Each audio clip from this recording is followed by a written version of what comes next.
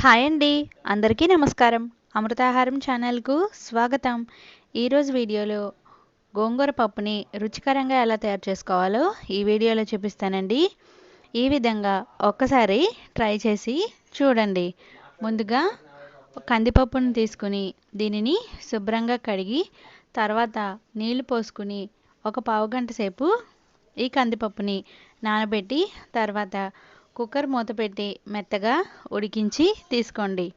ఇప్పుడు ఒక బాండిని పెట్టుకుని దీనిలోకి 3 లేదా 4 టేబుల్ స్పూన్ల నూనెను వేసి నూనె వేడయ్యాక కొన్ని వెల్లుల్లిపాయల్ని వేసుకోండి. ఈ గోంగూర పప్పులో వెల్లుల్లిపాయలు చాలా బాగుంటాయి. అలాగే కొంచెం జీలకర్ర, ఆవాలు, ఎండుమిరపకాయలు, ఇంగువ, అలాగే కరివేపాకును కూడా వేసి ఈ పోపు అంతా బాగా వేగిన తర్వాత ఒక కట్ట గోంగూరని శుభ్రంగా కడిగి ఇలా సన్నగా కట్ చేసుకుని వేసుకోండి. అలాగే ఈ గోంగూర పప్పులోకి సరిపడా పచ్చిమిరపకాయలని కూడా కట్ చేసుకుని వేసుకోండి. అలాగే రుచికి సరిపడా ఉప్పు, పసుపు వేసి ఈ గోంగూరని మెత్తగా మగ్గేంత వరకు కలుపుతూ మగ్గించండి.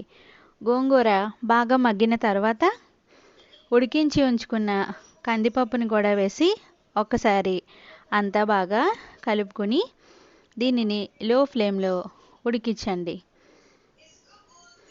ఇలా ఉడుకుతున్నప్పుడు మీరు ఈ పప్పు గట్టిగా ఉన్నట్టయితే కన్సిస్టెన్సీని నీళ్లు వేసుకుని మీకు సరిపడా అడ్జస్ట్ చేసుకోండి. అలాగే ఈ గోంగూర పులుపుని బట్టి పులుపు సరిపోయిందో లేదో చెక్ చేసుకుని పులుపు తగ్గినట్టయితే కొంచెం చింతపండుని నానబెట్టుకుని అలాగే చింతపండు రసాన్ని వేసి దీనిని ఉడికించండి. పులుపు సరిపోతే గనక చింతపండు రసం వేయాల్సిన అవసరం లేదు. ఇలా ఒక్కసారి బాగా కలిపి దీనిని బాగా ఉడికించి సర్వ్ చేయండి. వీడియో నచ్చితే లైక్ చేయండి, షేర్ చేయండి.